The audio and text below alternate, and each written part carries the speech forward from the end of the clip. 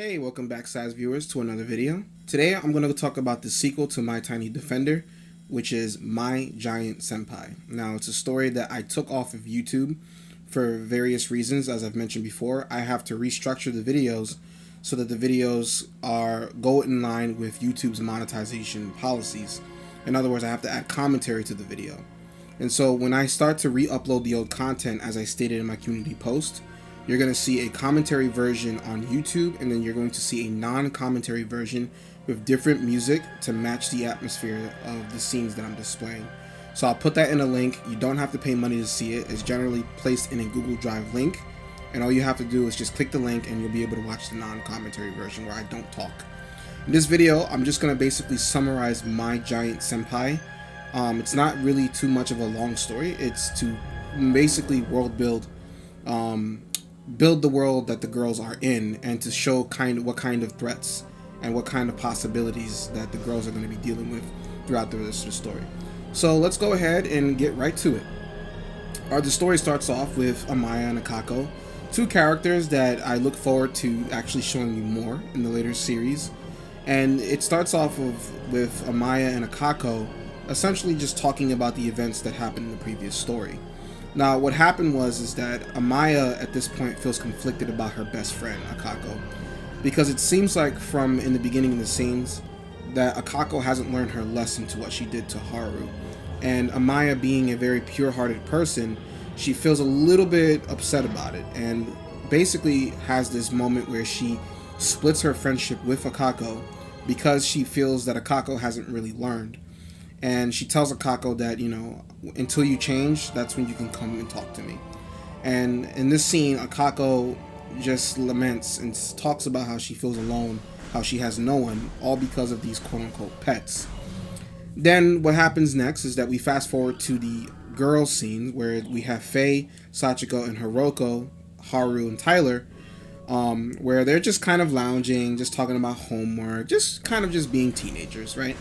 And they're all just relaxing with each other. And so Hiroko, being kind of like a little bit of like a silly girl as she is, she asks Tyler to go and get her pizza, otherwise she'll quote unquote eat them. So you have them kind of having like a very fun, very, very gentle playfulness that goes on with that. So Haru and Tyler, they go make a pizza for the girls, right? And they have like a little fun moment. And so when Tyler pushes the pizza off, Haru lands on the ground and he senses someone nearby. Now this is where we get the introduction of Amiko. Amiko is a character that plays a very integral role in the entirety of the series, and he feels this aura, which is basically a hypnotic aura that she has, where she can enter into someone's mind and basically change how they think or change their perception. And she can also, with her powers, sense any other living being around her, whether they're tiny or whether they're normal size. So Amiko is a very powerful character, and if you haven't been reading the recent stories, I won't reveal to you why exactly she is. So she kind of has this moment where she senses Haru and Tyler, and Haru and Tyler find themselves entrapped by her power where they can't resist her. She just has this powerful hypnotic spell on them where even their own body motions can't resist her hypnosis or hypnotic abilities, or aura, like what we like to call it in the story. Now I'm gonna go ahead and breeze past the part where she sort of she changes their thoughts and how they think. It's a little bit out there to say. I won't actually show you pictures of that, and if you're curious as to what happens, you can go onto my Deviantart, which is called Size Stories 2, and you'll be able to see exactly what she did. When we added that, it was sort of us to kind of play along with, the whole GTS fandom thing. But what she did was she turned them into mindless tinies. Now, I mentioned that there are other tinies in the world that you haven't seen so far. The ones that weren't isekai'd as teenagers or adults. These tinies are referred to as mindless tinies, which is basically tinies who were very, very, very small, like very young, and were raised in their world to basically be obedient to their owners, right? So they don't have much education. They're I guess you could say, stupid per se. Hence why they use the term mindless for those kind of tinies, right? But Haru and Tyler in this part of the story so far, they're not mindless. They are actual regular people who were transported to the world at a older age. So that way you guys can see the difference between the mindless and characters like Haru, Tyler, and Travis. And so once that happens, once she changes their mind, we go to the scenes where we go back to the girls where Haru and Tyler brings the pizza, and then you have where Haru and Tyler talks to the girls, and Sachiko and Faye and Hiroko start to get suspicious. And as they were talking to them, they were calling them like goddess, mistress, and all sorts of these very like extraordinary terms to refer to them. And they were just freaked out by it. They were just like, what is this? Like, we're not like a goddess or mistress. We're your friends. Why are you calling us that? And so both Sachiko and Faye become very concerned by it. And then you also see like the funny scenes where Hiroko is just toying around with them, right? Just absolutely having fun with them, acting like weird. So then now we jump from that scene and we go to Akako. And from here, Akako gets her little one, which is by a boy named Travis. And he appears to her while she's taking a shower. And they have like this little conversation where Travis was sort of lying to her. And I wish that I displayed this more, but Akako felt in her spirit. She didn't know what it was at the time that Travis was lying. And she was noticing the similarities between her and Travis throughout the entire series. And I think that that's something that I wish I made it a little bit more obvious with those two characters, where in this early stage of the series, she was picking up these spiritual feelings, these memories of Travis, and was able to sort of see past his lies at the time. So Akako, being Akako at the time, used this opportunity to bully Travis because he's smaller and he can't do anything about it. So she talks to him and threatens him, and she is sort of aware that he was sent to her for a reason. And at this time, these girls did not know what bonds were, right? They were not aware of why these boys were being sent to them. All they know is that they can feel that they're connected, but there was no explanation as to why that was so. And so we go back to the girls' room again, and now Haru tells Sachiko who changed them, and Sachiko realized that it was her sister Emiko. And she gets upset and angry, and she confronts Emiko, and she tells Emiko, change him back now. And Emiko just tells her like she can't do it, and she's doing it for her own good, and you need to just deal with it. And that's kind of where you have that scene where Sachiko tells her like, why do you guys always treat me like this? You never see me as a person that can be independent, And this is going back to the My Tiny Defender, where a lot of the other girls view Sachiko as a very immature type girl, because she is the youngest out of the entire cast, right? Now, this is where we have a very crucial scene. Now, as you know, if you read the recent stories, Akari and Timmy look quite different now. And that was because I was having a hard time finding a good model for Akari until now. Her original model was, I don't even want to go into detail. Let's just say that this model was broken, and I had to once again redesign her again for the recent stories. But what's happening here in this scene is where we get the answer as to why Haru, Tyler, and Travis appear to these girls. And Akari suspects that they are what they call a bond. And essentially they are the mirror from the boys' world, from the smaller world, to the girls' world. And they are connected through a spiritual line, right? And what it is that they share certain commonalities such as personality, behaviors, or even interests. Now, I want to make this clear. They are not genetically related. It's more of a spiritual connection, not a relation as in being genetically related to somebody, right? So that doesn't mean that Timmy or Travis or any other character is the same as the girls, as brother and sister. That just means that there is a special connection that they have within the spiritual realm that brings them both together. And that's where we have the explanation of the bond. So the next scenes is really just Akako just sort of bullying Travis. She's bullying him out of her own insecurities, and it's really because she comes to find out that Travis represents everything that she is, and deep down inside that really hurts her. She doesn't love herself, right? She's a person that doesn't really value herself herself in general. And so that's kind of one of the reasons where you come to find out why she sort of took out her anger towards Travis.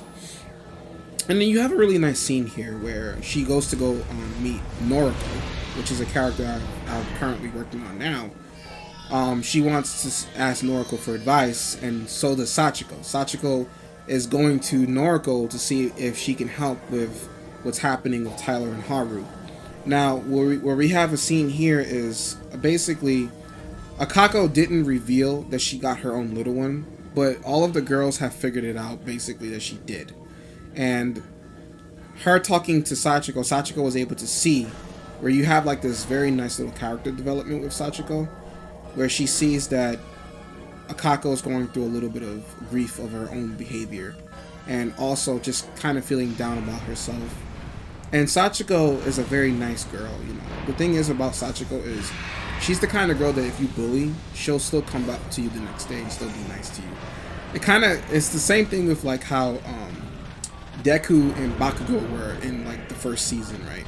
Like no matter how much Bakugo bullied Deku or made fun of him, Deku would still see the good in him. And I guess you can say that Sachiko was that kind of a person, that she was still very cautious of Akako, but after that little conversation they had, she was able to finally be able to see what Akako was talking about. So then we go to the next scene, and here on the next scene, you know, Noriko tries to heal Haru and Tyler, and what happens is that as she was trying to heal their minds and try to rearrange their memories so that they can return back to normal, Emiko, being a person able to see past the spirit realm and to see within the boys, basically locks her out and shocks Noriko. Noriko was injured for a little bit, but she wasn't like severely hurt.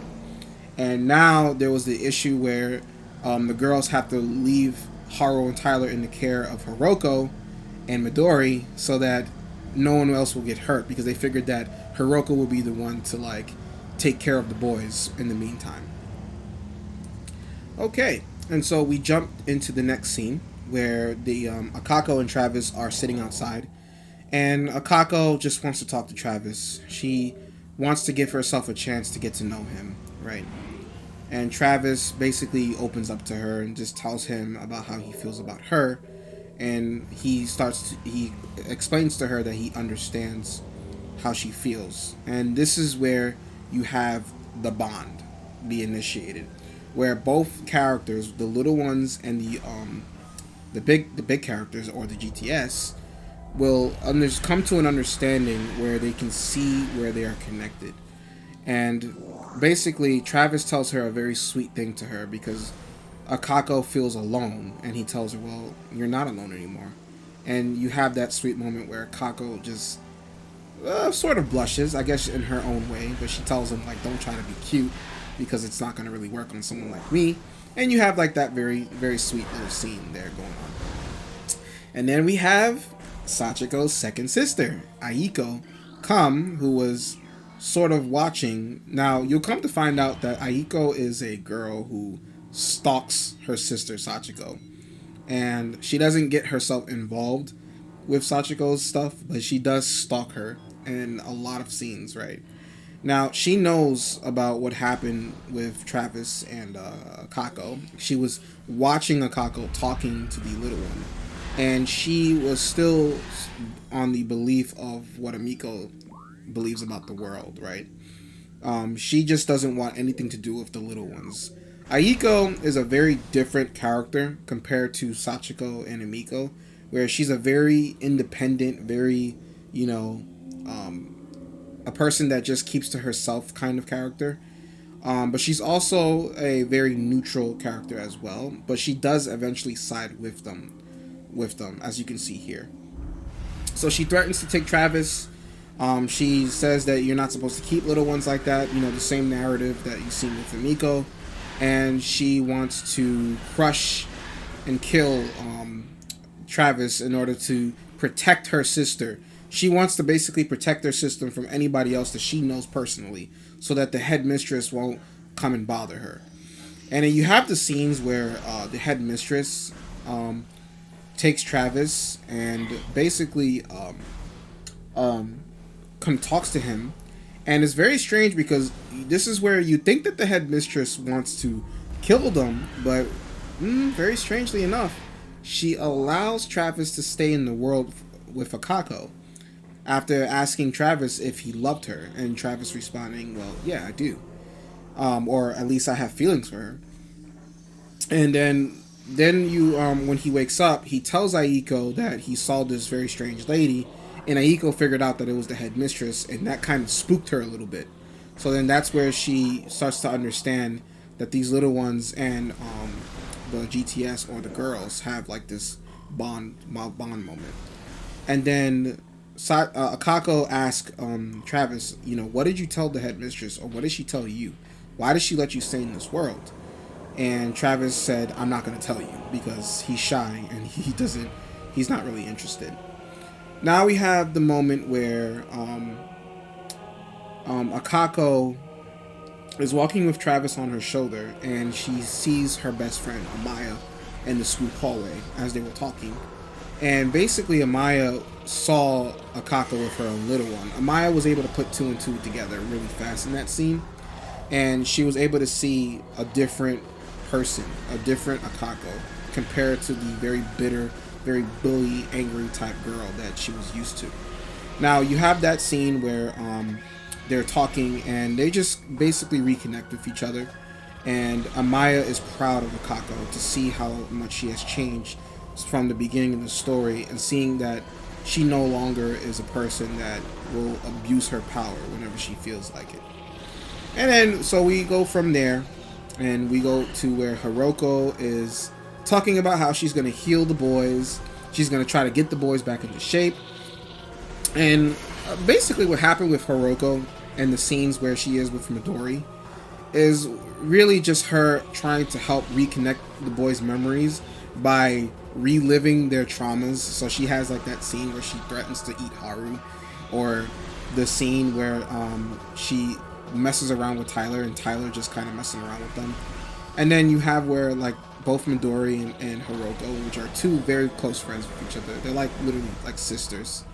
They're just talking about what their tiny will be like, as you will see further down the story. So we skip past that, and we go to the part where Akako wants to talk with the girls. Eventually, she wants to sort of join them in a way. And now you're starting to see them kind of forming a group, right? And Akako still feels that no one will ever see her the same way because of all the things that she's done.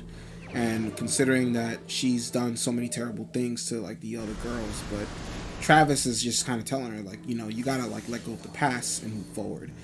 And a lot with the boys, these boys encourage these girls, you know, they tell them that everything's gonna be okay, you know, and that's also another part of like the bonds that they have, where it's like the boys often or not plays as special emotional support tinies, I guess you could say, to help encourage these girls to make better decisions and such. And then the scenes with Akari, where Akari basically is telling Faye and Sachiko that in order to relive the memories, just speak to them, just connect with them.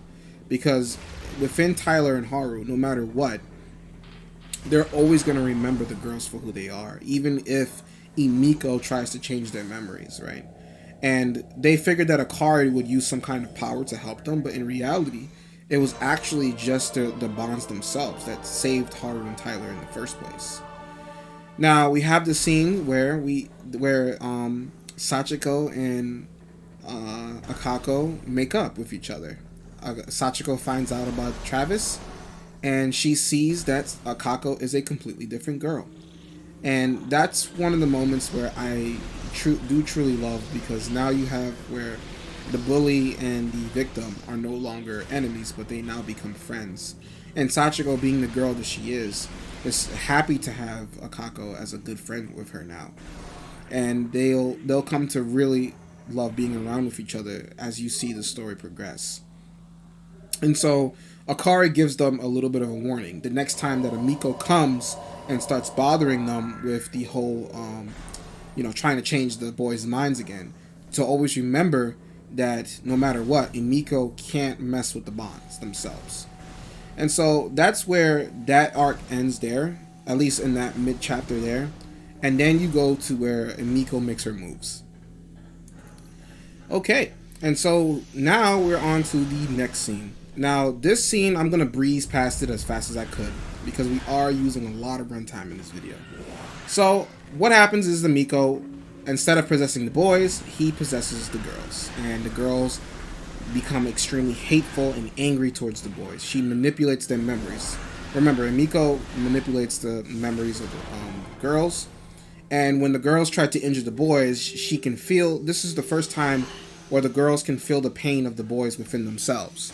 And what happens is that when they try to injure the boys, both of the girls collapse to the ground, and you have the moment where Tyler and Faye are in the spirit realm, where she sees him for the first time ever as a normal sized person. She sees him as a tall boy, and they have a moment where they kiss, and essentially their bonds basically save both of their lives.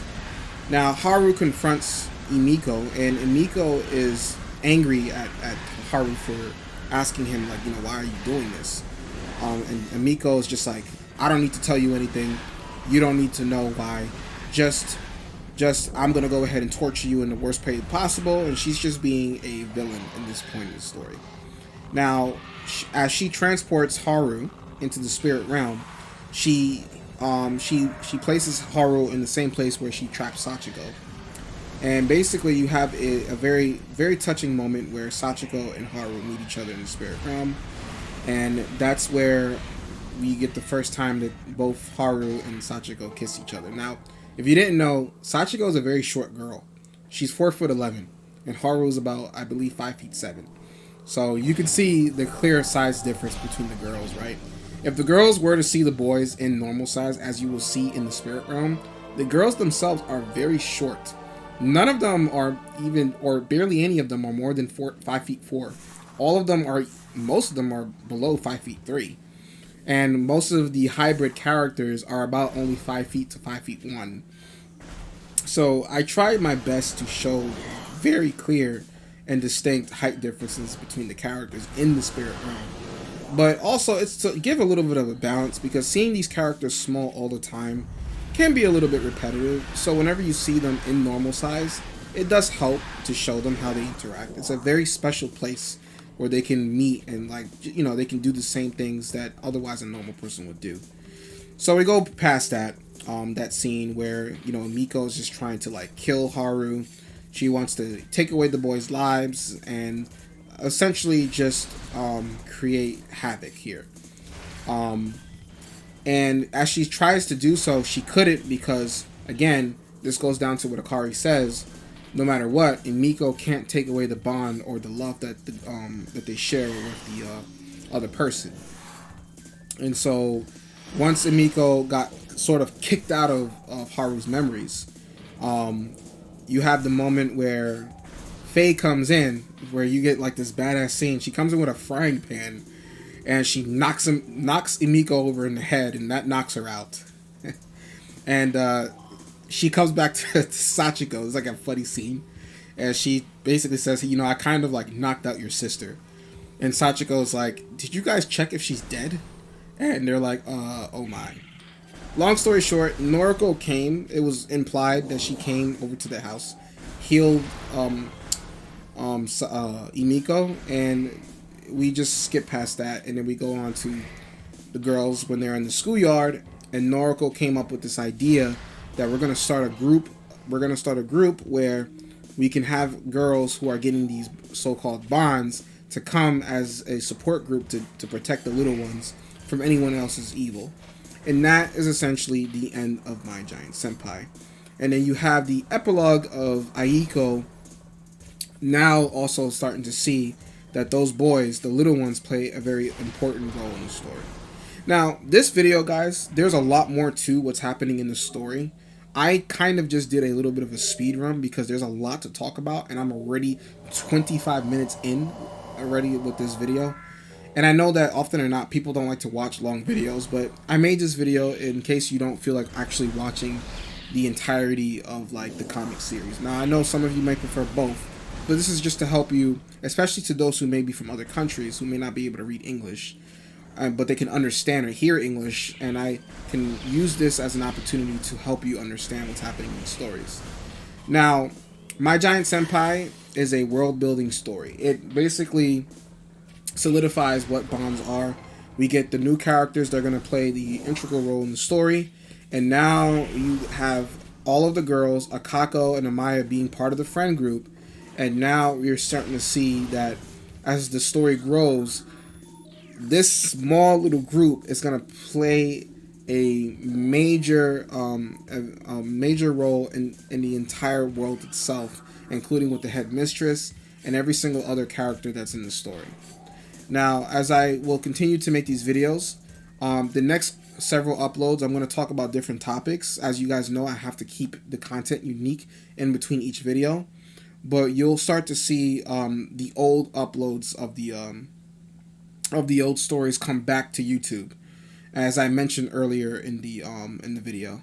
So guys, I'm sorry for making this video quite long, but I also want to just say thank you for sticking around and all the way to the end. And if you like more content like this, guys, go ahead and hit that like button, subscribe to my channel, and I will post more cute, gentle GTS content that is completely safe and devoid of any erotic material of any kind. So thank you guys for watching. I will see you next time.